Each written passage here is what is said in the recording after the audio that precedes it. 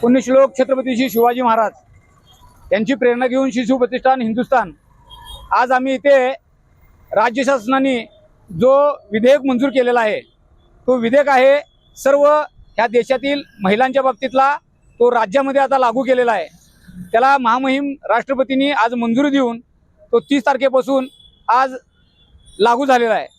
त्या धर्मांतर होत असलेल्या विषयामध्ये सगळ्याच महिलांना मुलींना जाणीवपूर्वक फसवून त्यांना ब्लॅकमेलिंग करून आणि त्यांची संतती वाढवून एक समाजामध्ये तेढ निर्माण करण्याचं जे काम चाललं होतं, जे षड्यंत्र चाललं होतं, जो जिहाद चालला होता, ह्या जिहादाला संपूर्ण आळा बसवण्यासाठी प्रत्येक महिलेला न्याय मिळावा अशा पद्धतीनं राज्य शासनानं जो निर्णय घेतला त्या निर्णयाचं स्वागत करण्यासाठी आम्ही शिशु प्रतिष्ठान हिंदुस्थान ह्या वतीने आज इथे साखर वाटून आणि छत्रपती शिवाजी महाराजांना हार अर्पण करून आम्ही त्यांचं ह्या असलेल्या आत्ताचं राज्य शासनाचं आम्ही स्वागत करत आहे।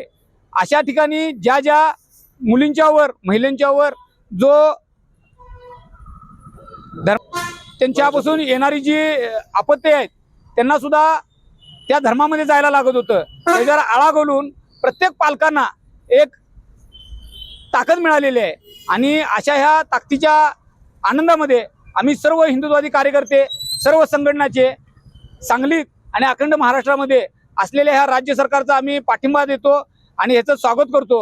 अशाच पद्धतीनं शासनाने वेळोवेळी समाजात होत असलेल्या महिलांच्यावर अन्याय होत असलेल्या प्रत्येक गोष्टीवर लक्ष घालून राज्य शासनाने अशाच पद्धतीचे नियोजन करावे हेच आम्ही आता आनंदामध्ये जयघोष करतो। राज्य सरकारनं 30 जुलै पासून धर्मांतर कायदा महाराष्ट्र सरकारमध्ये लागू केला आहे व राष्ट्रपतीची सुद्धा त्याला मंजुरी मिळालेली आहे। सर्वप्रथम सर्व हिंदुत्ववादी संघटनातर्फे शिव प्रतिष्ठान असो, बाकीचे संघ असेल, सनातन असेल, या सर्वांतर्फे आम्ही आघाडी सरकारचे अभिनंदन करतो।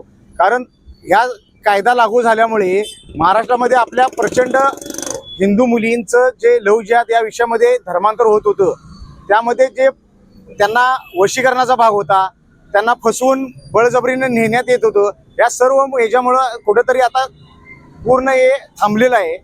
आणि यापासून जे आता मुलींपासून जे अपत्य होणार होतं, या सुद्धा सरकारने सुद्धा या मुलींपासून होणाऱ्या अपत्याला सुद्धा मुलीचीच जात ही ग्राह्य धरलेली आहे। यामुळे आम्ही सर्व हिंदुत्ववादी संघटनातर्फे सरकारचा अभिनंदन करतो। लोकशाही मराठी ऐका, पहा, जागरूक रहा।